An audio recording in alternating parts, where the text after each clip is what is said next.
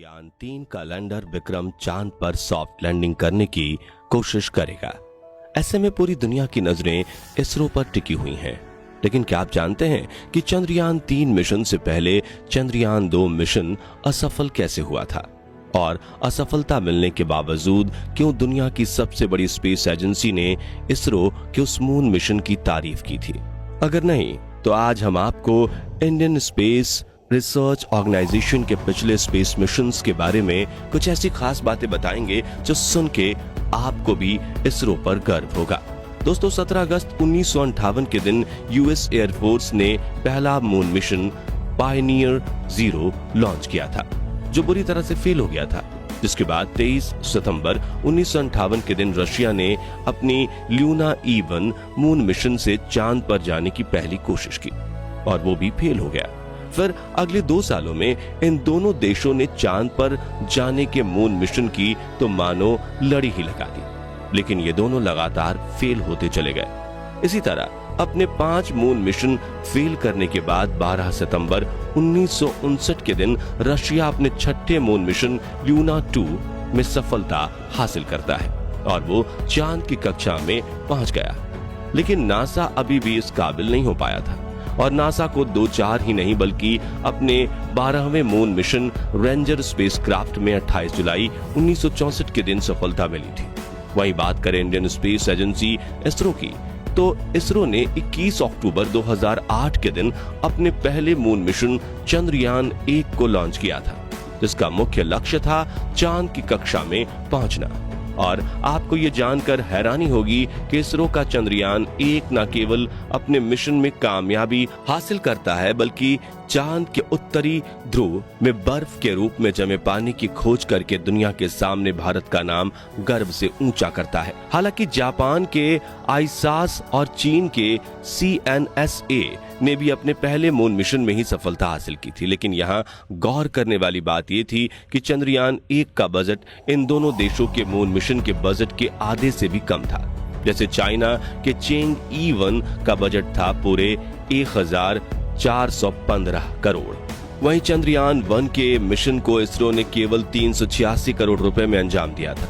चंद्रयान 1 के lunar orbital mission था और वैज्ञानिकों के मुताबिक अंतरिक्ष यान अगले 2 सालों तक चांद की कक्षा में घूमकर इसरो को चांद के बारे में जानकारियां दे सकता था। लेकिन 28 अगस्त 2009 के दिन इस स्पेसक्राफ्ट का अचानक से इसरो के साथ संपर्क टूट गया, यानी इसमें हमें सिर्फ 312 दिन की चांद की डेटा भेजने का काम किया। जिसके बाद वैज्ञानिकों का मानना था कि साल 2012 में ये स्पेसक्राफ्ट चांद पर क्रैश लैंड होकर बिखर जाएगा। लेकिन मजेदार बात यह है कि साल 2016 में जब नासा चांद की कक्षा में अपने स्पेसक्राफ्ट को खोजने की कोशिश कर रहा था, तभी उसे चंद्रयान 1 स्पेसक्राफ्ट भी मिला, जो चांद से करीब 200 किलोमीटर की ऊंचाई पर भ्रमण कर रहा था।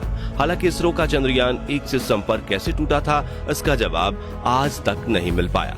लेकिन जरा सोचिए, 2 साल के मिशन के हिसाब से बनाया गया स्पेसक्राफ्ट 8 साल बाद भी सही से काम करते हुए अपनी कक्षा से घूम रहा था, तो इससे अच्छी बात क्या हो सकती है?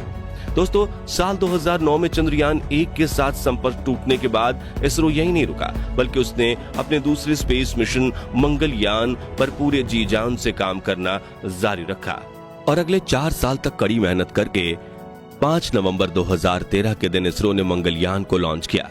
हालांकि इस दौरान भी इसरो के पास अपने मंगल मिशन के लिए कुछ खास बजट नहीं था, लेकिन फिर भी इसरो के वैज्ञानिक पैसों की कमी को अपनी कमजोरी नहीं बल्कि ताकत बनाते हैं और इसी ताकत के चलते उन्होंने मंगल पर जाने का अंडाकार रास्ता खोज निकाला।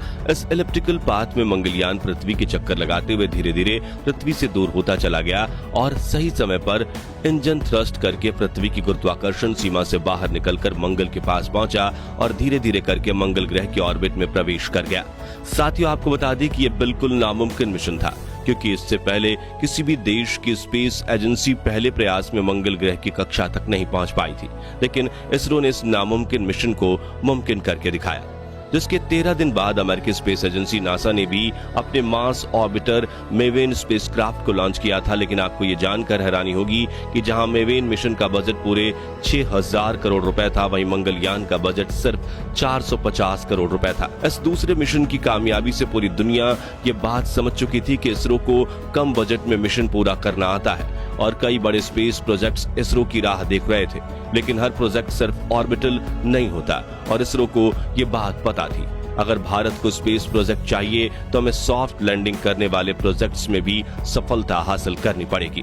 सॉफ्ट या सेफ लैंडिंग करने किसी सपने के साथ शुरू हुआ चंद्रयान 2 प्रोजेक्ट, जिसमें इसरो का सबसे बड़ा लक्ष्य था चांद की सतह पर सही सलामत लैंडिंग करना और रिसर्च करना।